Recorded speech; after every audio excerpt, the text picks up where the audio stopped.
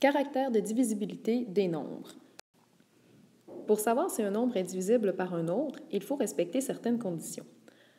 Tout d'abord, pour savoir si un nombre est divisible par 2, le nombre devra être un nombre pair.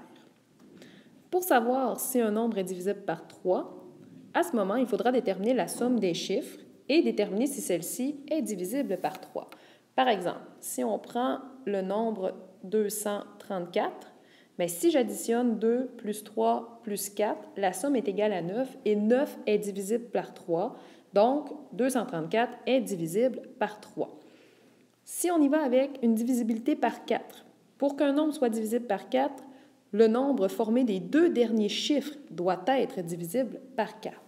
Par exemple, si j'ai 7244, les deux derniers chiffres, 4 et 4, sont divisibles par 4, donc 7244 l'est aussi. Pour qu'un nombre soit divisible par 5, ce nombre doit se terminer par 5 ou 0. Pour qu'un nombre soit divisible par 6, le nombre doit être divisible par 2 et 3. Par exemple, si on prend 72. 72 est divisible par 2, ça fait 36. Il est aussi divisible par 3 parce que 3 fois 24 donne 72. Comme il est divisible par 2 et 3, à ce moment-là, 72 est également divisible par 6. Pour savoir si un nombre est divisible par 9, on doit vérifier si la somme est divisible par 9. Par exemple, si on prend le nombre 2646, si on effectue l'addition 2 plus 6 plus 4 plus 6, la somme nous donne 18 et 18 est divisible par 9, alors 2646 l'est aussi. Pour savoir s'il est divisible par 10, le nombre doit se terminer par 0.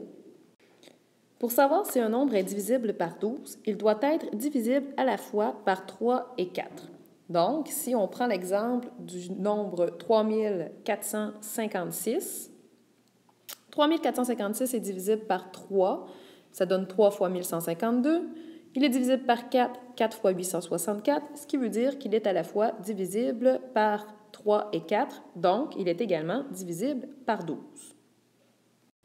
Finalement, pour déterminer si un nombre est divisible par 25, on doit regarder les deux derniers chiffres du nombre. Si les deux derniers chiffres forment un nombre qui est divisible par 25, dans ce cas-là, le nombre sera divisible par 25. Donc, si les terminaisons sont soit 00, 25, 50 et 75, à ce moment-là, le nombre pourra être divisé par 25. Les nombres premiers et les nombres composés. Un nombre est premier s'il n'a que deux diviseurs, soit 1 et lui-même. Par exemple, 23 est un nombre premier puisqu'il ne peut être divisé que par 1 et par 23. Pour ce qui est des nombres composés, ceux-ci vont posséder plus de deux diviseurs. Par exemple, si on prend le nombre 24, il aura plusieurs diviseurs, soit 1, 2, 3, 4, 6, 8, 12 et 24. Les diviseurs sont aussi appelés des facteurs.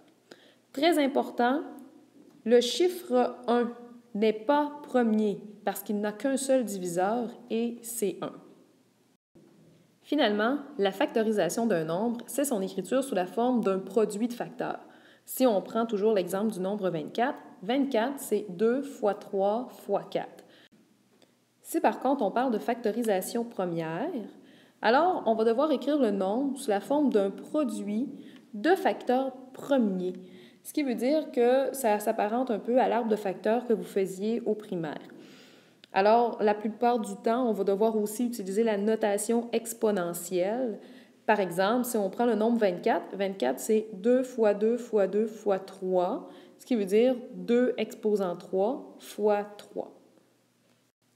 Si on regarde la première factorisation, 2 fois 3 fois 4, celle-ci n'est pas une factorisation première parce que le 4 n'est pas un nombre premier. Donc, à ce moment-là, on va seulement parler d'une factorisation tout simplement.